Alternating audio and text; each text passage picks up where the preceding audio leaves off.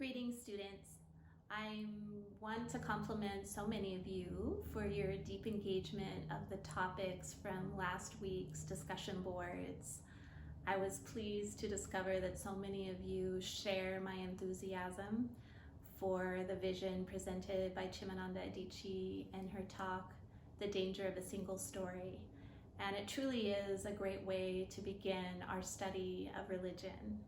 And I think the talks in this week's module are equally provocative, and they really follow up on both the idea of coming to the study of religion with the quality of openness and honesty, as well as really inquiring deeply into what it means to express the freedom of religion. And as I expressed in last week's lecture, I'm deeply humbled by the way the United States of America was founded on the freedom of religion, and yet also in many ways founded upon the antithesis of the freedom of religion. And I say this because we simply can't deny that the deep religious expression and spiritual way of life of the Native Americans was dismissed and unseen, disregarded, undermined, and simply not looked at as religious expression at all. And over the decades, the study of religion, the discipline of religion, has really expanded to include the study of indigenous religions, including Native American religions. And we will have an opportunity to witness this as we move forward into our next section on Native American religions.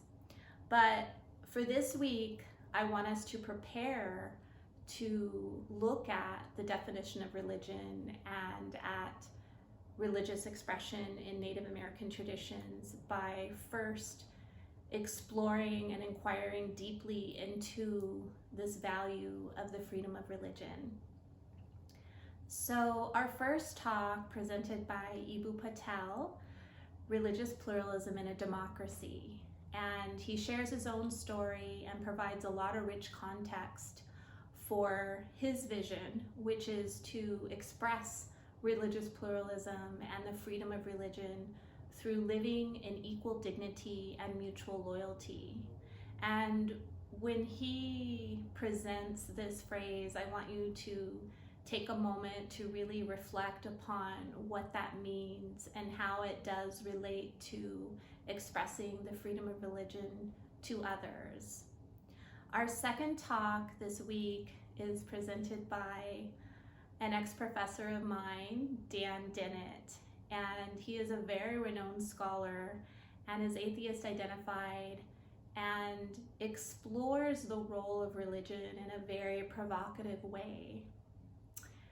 He invites us to develop religious literacy as a way to more fully express the freedom of religion, and that this invitation is offered by an atheist identified scholar of his stature, a professor who has studied so deeply the evolutionary processes of human beings, and to take time in his study to really develop this understanding of religion from an evolutionary perspective is really in a lot of ways mind-blowing to me. I'm very enamored with it.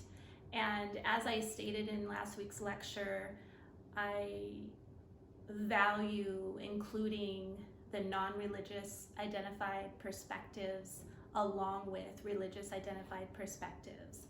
And we need everyone to show up in our dialogue on religion to have meaningful conversation. And so this is an excellent example of someone who's non-religious but is really looking to uphold the value of freedom of religion and seeing that what is necessary to express that truly is that we all develop religious literacy and that we learn about different religions in school, even from young ages.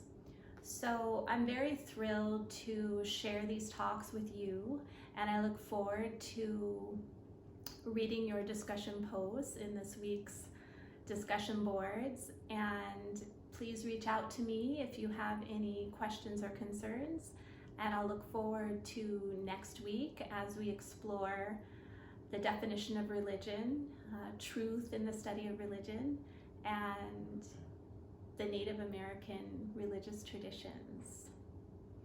Have a wonderful rest of your week. Peace.